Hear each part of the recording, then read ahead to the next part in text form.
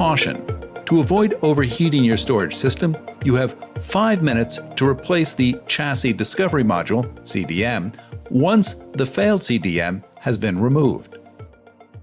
Attach your ESD wrist strap to an unpainted surface of the enclosure or rack. Disconnect the OcuLink adapter from the CDM.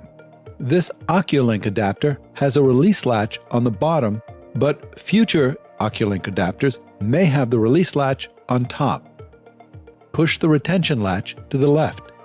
Grasp the metal tab on the right and slide the very long, failed CDM out of its bay, supporting the CDM from underneath.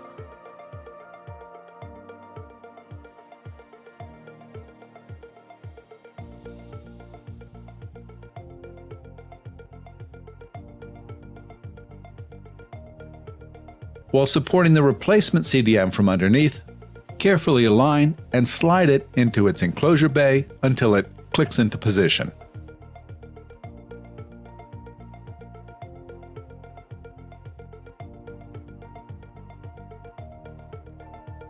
Reconnect the OcuLink adapter to the CDM and confirm the connection is fully seated.